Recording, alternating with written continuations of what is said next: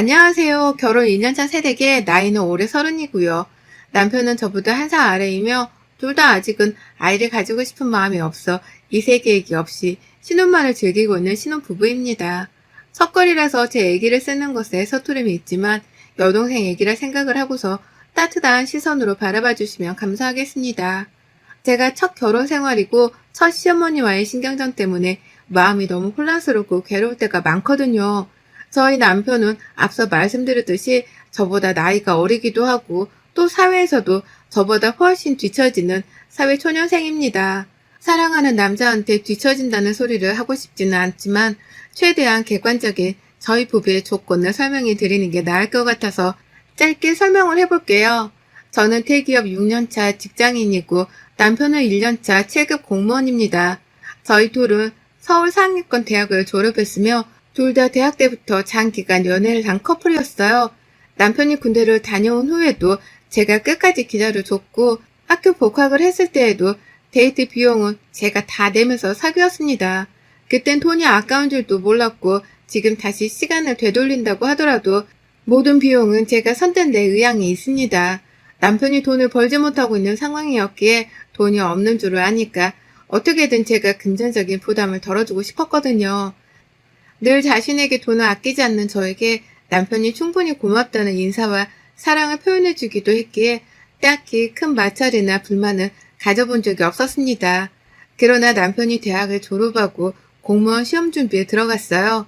언제 어떻게 끝이 날지 모르는 시험이었기에 처음 시작을 했을 때만 하더라도 저도 좀 힘든 점들이 있었습니다. 주변에서 친구들은 비슷한 조건 혹은 더 나은 조건의 남자를 만나서 연애를 잘만 하고 있는데 저는 늘 남편이 잠시 쉴 시간에만 겨우 찾아가서는 얼굴 한번 보여주고 마는 게 데이트의 전부였거든요. 여자인 제가 많이 외로운 연애였지만 공부하면서 불안정한 미래를 그리고 있을 남편은 오죽 힘들까 싶었던 마음에 다 상관이 없었습니다. 오히려 남편이 공부를 하는 바람에 크게 돈 쓰는 데이트를 할 일이 없었고 저는 그 순간을 놓치지 않은 채 남편을 응원하면서 제 딴엔 제 월급을 정말 열심히 저축했죠. 그러다가 남편이 공무원 시험에 합격을 해버렸고요. 기다려줘서 고맙다며 남편은 저와 연애가 아닌 결혼을 하고 싶어 하더라고요. 자기도 이제 7급 공무원이고 저랑 결혼해서 함께 돈 모아 살며 더 안정적인 미래를 그려나가고 싶다면서 말입니다. 남편의 마음이 고마웠어요. 대부분 수험 생활을 한 사람들을 기다리다 보면 합격 후 차이기도 한다고 하던데 차기는커녕 결혼하자고 프로포즈를 하는 내 남편이 너무 로맨틱하고 좋았죠. 찐사랑이라 생각하며 당장 결혼을 감행했습니다. 남편이 모아놓은 돈이 없을 게 뻔하였기 때문에 저희 부모님과 제 돈을 털어 결혼식도 아주 조그맣게 올렸고요. 다만 식대에 들어온 시댁의 축의금은 모두 저희 집에서 가져갔어요. 시댁에서 제대로 보태준 돈이 없었기 때문에 남편이 먼저 나서서는 그렇게라도 저희 집에 돈을 지불하라며 시댁 식구들과 말을 맞췄더라고요. 참 염치가 있는 좋은 사람이었죠. 얼마 안 되는 돈이긴 했지만 시댁으로부터 축의금도 대신 받았고 시아버지께서 그간 모아놓은 돈이라며 3천만 원이 든 통장 하나를 건네주기도 하셨습니다. 다 합쳐도 돈 5천만 원이 안 되는 금액을 결혼하는데 보태주셨기 때문에 저희 친정에서는 경제적으로 저희 집보다 많이 기울어지는 집안이라며 많이 불안해하셨어요. 하지만 그럼에도 남편이 참 괜찮은 사람이란 것을 확신했기에 걱정에서만 그친 채 결혼을 강행했던 것이었죠. 신혼집도 저희 부모님의 도움을 받아서 지금의 전셋집으로 들어왔고 그에 필요한 가전제품들도 다 제가 준비를 했어요. 물론 저도 겨우 대기업 회사원에 불과했기 때문에 모은 돈이 그리 크게 있는 건 아니었지만 어떻게든 전략을 하면서 둘이 사는 데에 부족함이 없을 만한 집을 만들어냈습니다. 친정 부모님이 없었더라면 저는 정말 이 결혼을 못했을지도 몰라요. 그러다 저희 집으로 가구 하나가 집들이 선물이라며 들어왔어요. 제가 정말 존경하는 제 대학 교수님이셨는데 졸업 후에도 쭉 인연을 쌓으며 잘 지내오던 중 깜짝 선물이라면서 식기세척기 하나를 사서 보내주셨더라고요. 코로나로 결혼식에 참석을 못하셨는데 그게 미안했다며 더 신경을 써서 말이죠. 정말 감사했습니다. 한두 푼이 아닐 텐데 이렇게 선물을 잊지 않고 챙겨주신 것만으로도 너무 감사드렸죠. 하지만 저희 집에는 이미 전셋집 옵션으로 식기세척기가 부엌에 설치되어 있었고 그래서 당장 쓸 수 있는 환경이 못 되었어요. 저희 친정집에도 식기세척기는 이미 있었고 도대체 이걸 어떻게 해야 하나 많이 고민을 하던 끝에 시댁으로 보내게 되었죠. 시부모님네 집에는 식기세척기가 없었습니다. 평생 쓸 줄도 모르는 분들이셨어요. 시댁으로 식기세척기를 드릴 마음은 애초부터 없었고 나중에 우리가 우리 집이라도 장만을 하면 교수님이 사주신 이 식기세척기를 쓰자면서 잠시 친정의 창고에라도 보관을 해놓을 참이었습니다. 그래서 잠깐 거실 한복판에 박스를 풀지 않은 채로 가져다 놨어요. 그런데 그걸 시어머니가 보시고는 자기한테 안 주고 뭐하냐면서 의아해 하시더라고요. 자기 집에 식기세척기가 없는 걸 뻔히 알면서 나만 오는 거 하나를 주지 않는다며 투정을 부리셨죠. 그 바람에 저는 선택의 여지 없이 그 기기를 시댁으로 보냈습니다. 존경하는 교수님이 직접 보내주신 집들이 선물이라 언젠가 꼭 돌려받았으면 좋겠다는 말도 절대로 잊지 않을 제 말이죠. 그 두 차례 시댁에 갔을 때 볼 때마다 시댁 한켠에 놓여져 있던 식기세척기가 반가웠어요. 시댁 식구들끼리 밥을 맛있게 먹고 나서는 당연히 식기세척기가 있으니 그릇은 그 기기를 이용해서 씻어냈습니다. 시어머니도 이미 많이 쓰셨던 건지 기기 주변으로 손자국같이 사용을 한 흔적들이 묻어나 있더라고요. 당연히 저희 집에서도 저희 부부가 밥을 먹고 나면 모아서 식기세척기에 설거지를 맡기며 시간을 아끼는 편이었기 때문에 남편도 그렇고 저도 그렇고 시댁에 가서 밥을 먹고 나면 자연스레 밥상 정리를 도와주겠다며 일어나서는 그릇을 옮겨다가 식기세척기 안으로 집어넣었습니다. 그런데 2달 전 남편의 생일이 찾아와 시댁에서 같이 밥을 먹자고 불러냈고 그래서 퇴근 후 시댁에 갔더니 식기세척기가 시댁에서 감쪽같이 사라졌더라고요. 제가 분명히 언젠가 돌려달라고 말을 했었음에도 불구하고 말이죠. 식기세척기 어디 갔어요? 라며 당황해서 물어보는 제게 시어머니가 그러시더라고요. 아, 그거 쓸모가 없길래 확 당근마켓에 팔았다. 팔길 잘했지. 설거지는 역시 사람 손으로 하는 게 최고더라고. 걱정 마라. 설거지하면 내가 옆에서 그릇은 치워줄 테니. 라고 말합니다.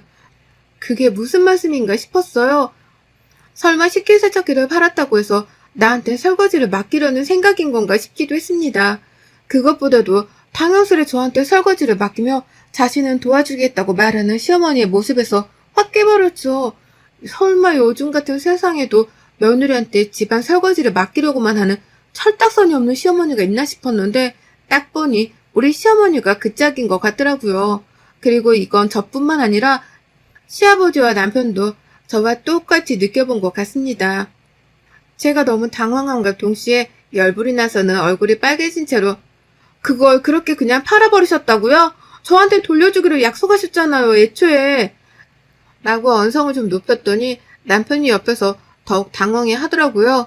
상황 파악을 한 남편은 엄마, 그거 교수님이 주신 건데 그렇게 마음대로 팔면 이 사람이 뭐가 돼? 나중에 교수님을 집으로도 꼭 한 번은 초대하고 싶어 한 사람인데 교수님께 뭐라고 말씀드려 하냐고. 라면서 자신도 화가 나는지 시어머니께 좀 언성을 높였죠. 옆에 서 있는 제 눈치를 살살 보면서 말입니다. 그런데 시어머니는 오히려 참나 겨우 그거 하나 퇴폐한 거 가지고 라며 오히려 돈을 물어주겠다는 얘기를 꺼내기만 하셨고 옆에 있던 어린 시누이가 반격을 했습니다.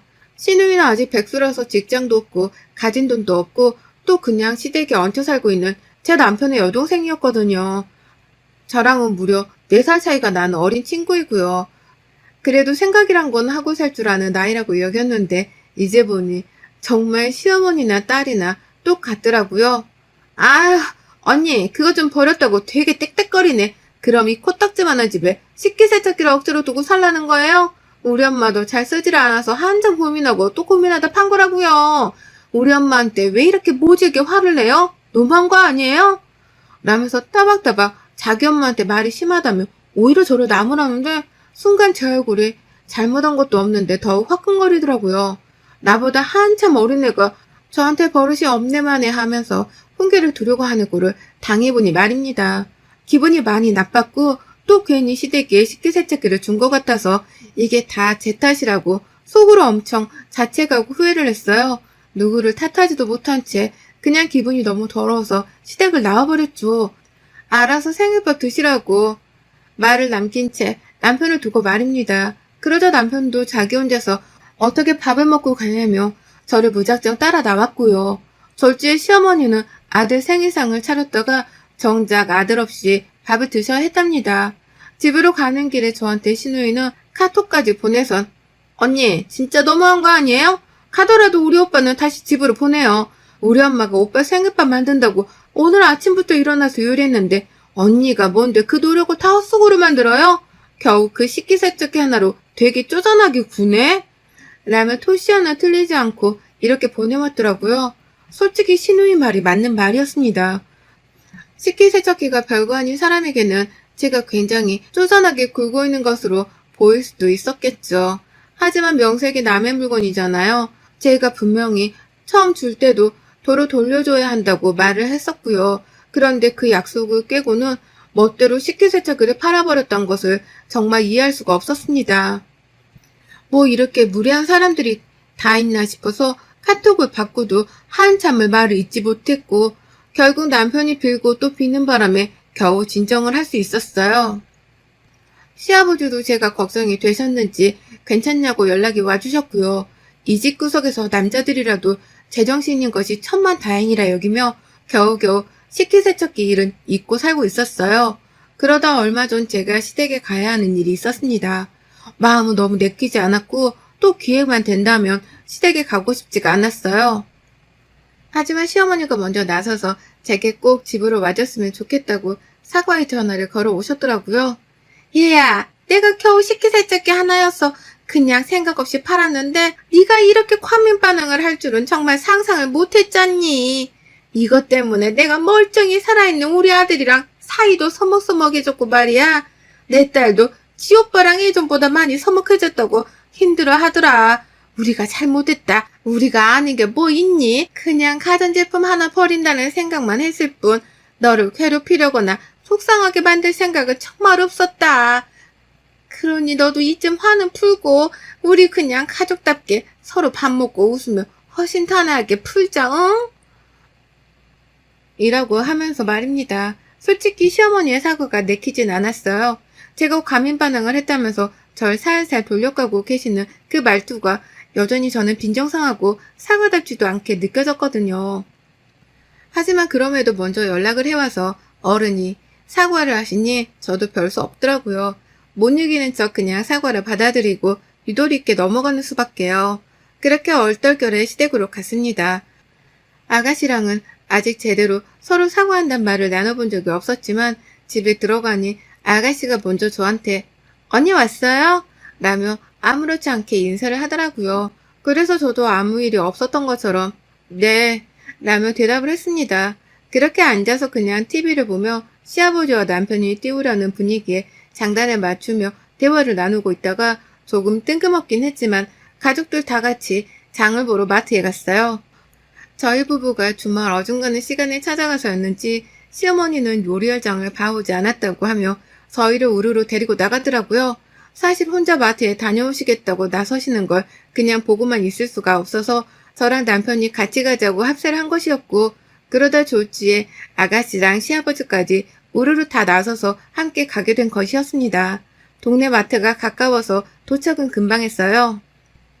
남편이 카트를 끌고 있길래 저는 딱 남편의 옆에 붙어서 어머님 장 보는 걸 따라다녔죠. 그러다가 아주 잠깐 어머님이 커피 믹스가 떨어졌다는 소리를 하시길래 제가 커피를 찾으러 일행이랑 떨어졌고 한참 커피콘으로 찾다가 한 박스를 들고 남편을 찾아 다시금 가고 있었는데요. 그 길에 시어머니와 시누이의 대화를 엿듣게 되었습니다. 저처럼 따라 나와서 살물건을 고르다 보니 일행들과 떨어진 두 사람이 글쎄 제 뒷담화를 신랄하게 나누고 있더라고요. 아주 감쪽같이 표정관리를 해선 저를 초대해놓고 알고 보니 새까맣고 더러운 마음을 속에 품고 있었던 것입니다. 엄마, 오늘 그냥 확 사고 싶은 거 다 사버리고 오빠랑 세연이한테 계산하게 하자. 또 살 거 없어? 집에 또 뭐가 없더라? 라며 말을 하는 시누이의 말에 옆에서 시어머니가 나도 안 그래도 그러려고 지금 다 골라내고 있잖아. 나중에 계산할 때 네가 또 옆에서 한마디 거들어. 세연이가 저번에 오빠 생일상 파토 냈었으니까 오늘 이런 건 계산해야 하는 거 아니냐고. 그러면 나도 거들라니까. 라면서 맞장구를 치더라고요.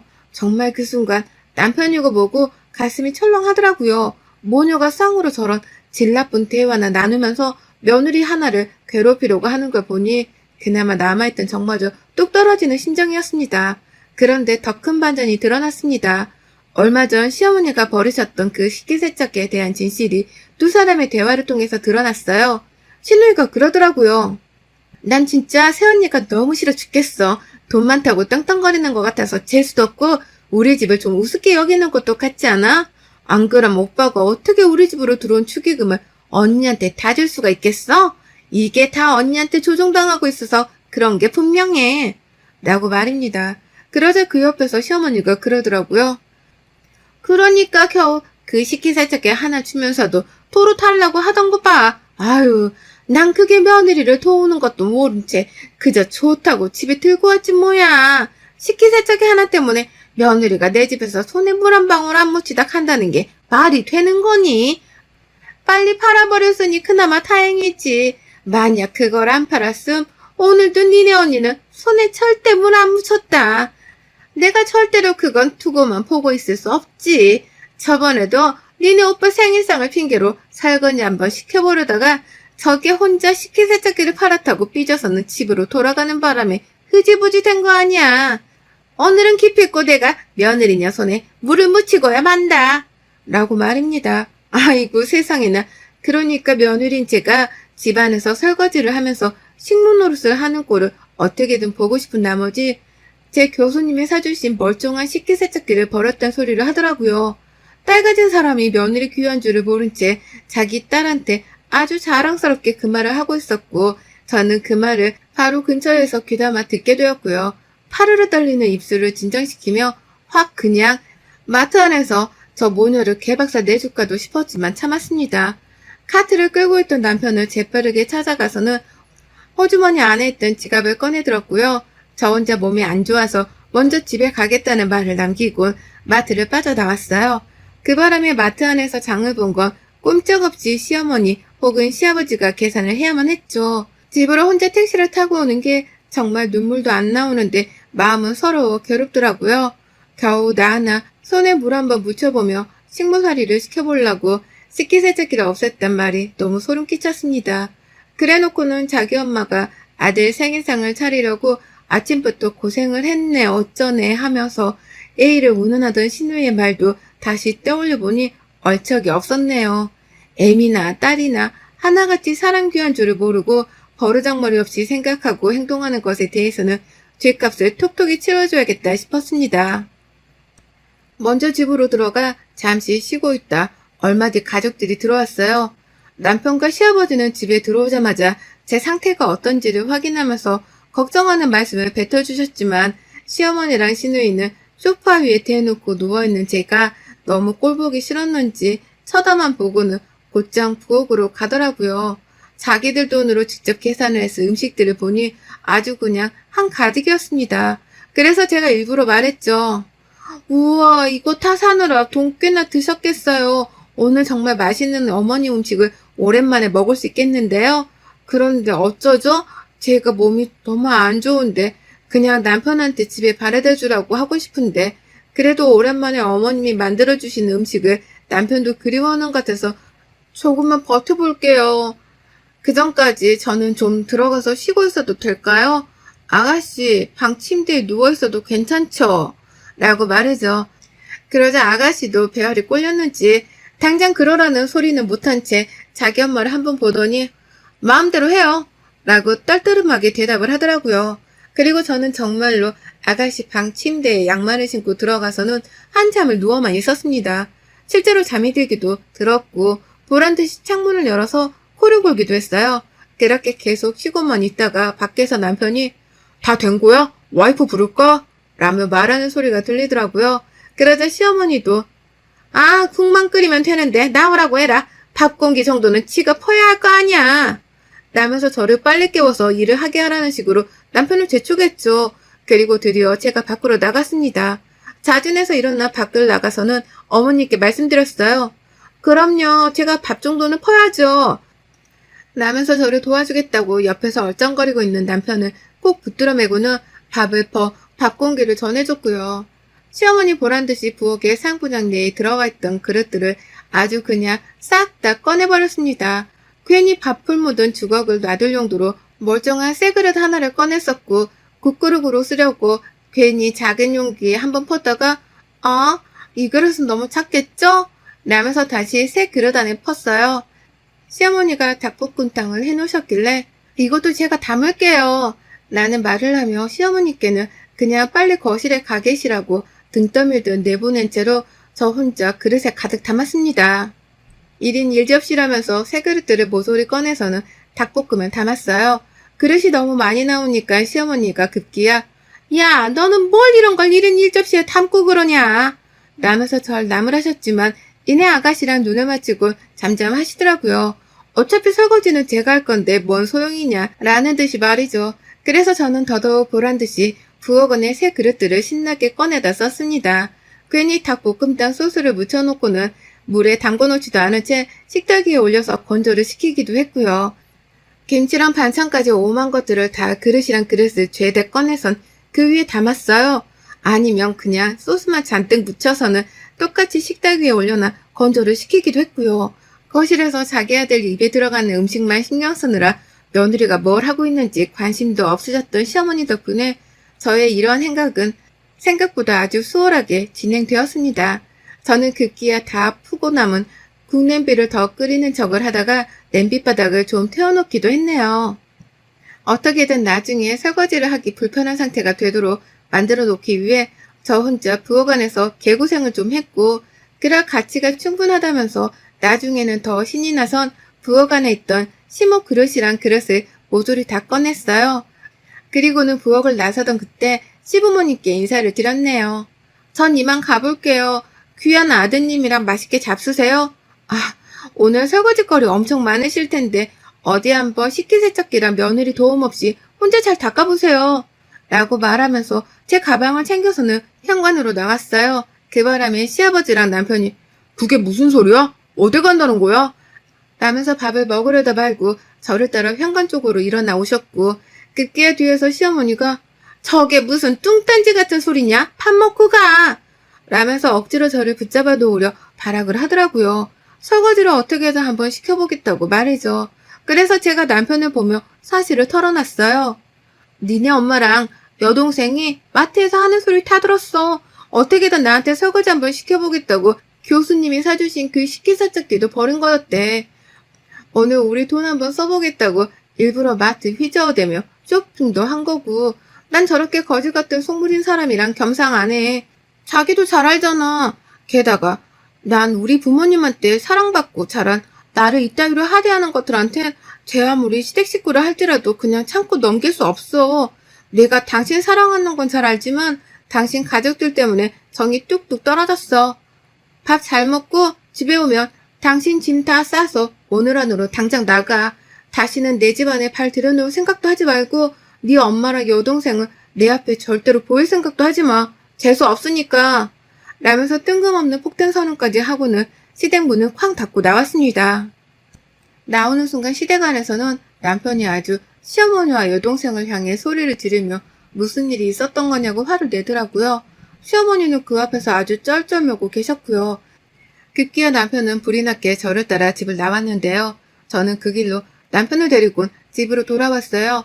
시어머니하고 시누이 버릇 좀 고쳐야겠다며 남편에게는 집 나간 척을 하며 당분간 시댁에서 좀 지내란 부탁을 했고요. 처음엔 남편이 이렇게까지 해야 하냐고 했지만 남편도 자기 엄마랑 여동생의 버릇을 단단히 고쳐주고 싶었는지 짐을 싸서는 시댁으로 들어가더라고요. 결국 그 바람에 시댁은 아주 난리가 났습니다. 그날 가뜩이나 설거지거리가 한가득이어서 시어머니 똥줄이 탈색 터인데 멀쩡한 아들이 이혼남이 되어서는 쫓겨나 집으로 들어오니 아찔하셨겠죠. 가장 먼저 시어머니가 연락이 와서는 제발 다시 한번 화해하고 합치라면서 쩔쩔 매더라고요. 저처럼 결혼식 비용에 혼수까지 다 준비해올 며느리를 또 만날 수 없다는 것을 본인도 뒤늦게 알아챘는지 내가 너한테 받은 게 너무 많은데 이렇게 이혼하면 미안해서 어떡하니? 내가 딸이랑 했던 말은 제발 잊고 너희 둘이서라도 잘 살아라. 내가 정말 다신 간섭하지 않을게. 다신 설거지 어쩌고 하는 소리도 입 밖으로 내지 않으마. 딸년도 내가 교육 똑바로 다시 시키고 살 테니까 부디 아들만은 좀 데려가라. 라며 사과도 제대로 하셨습니다. 옆에서 시아버지는 진심으로 사과라고. 너도 얼른 네 새언니한테 사과해. 라면서 시누이를 혼내고 있는 소리도 들리더라고요. 결국 저는 하루도 되지 않아 얼굴을 보진 않았지만 시누이랑 시어머니께 정식으로 사과를 받았습니다. 절대로 다시는 설거지로 부르지도 않고 아예 연락도 잘 하지 않을 테니 둘이서라도 잘 살라며 말씀하시길래 저도 이제는 다시는 어머님 얼굴 보고 싶지 않아요. 둘이서 잘 살 거니까 쓸데없이 밥 먹자는 소리 해대며 저까지 불러낼 생각을 다시 하지 마세요. 불러낼 거면 당신 아들만 불러내시라고요. 그리고 어린 딸 교육도 좀 똑바로 시키시고요. 라며 제 할 말을 마저 다 하고는 전화를 끊었답니다. 아버님께는 죄송했지만 제 결혼 생활이 편하기 위해서는 이게 최선의 방법이었다고 생각해요. 그건 남편도 마찬가지로 생각하는 듯 보였고요. 부부 사이의 관계에 자꾸 그놈의 시집살이를 시켜보겠다며 회방을 놓는 구시대적인 발상의 시어머니의 시누이. 요즘도 이런 사람들이 있다는 것에 새삼 놀랍고 실망스러웠습니다. 식기세척기만도 못한 취급을 받는 나의 처지가 너무 딱했지만 이렇게라도 사과를 받고 얼굴을 안 보고 살 수 있게 되어 참 영광이네요. 결국 교수님이 이런 미래를 내다보고 제게 식기세척기를 사주셨던 것인가 싶기도 하고요. 우리 교수님께라도 진심을 담아 근사와 밥 한 끼 대접을 해드려야겠습니다. 여러분의 생각은 댓글로 남겨주세요. 오늘도 시청해주셔서 정말 감사합니다.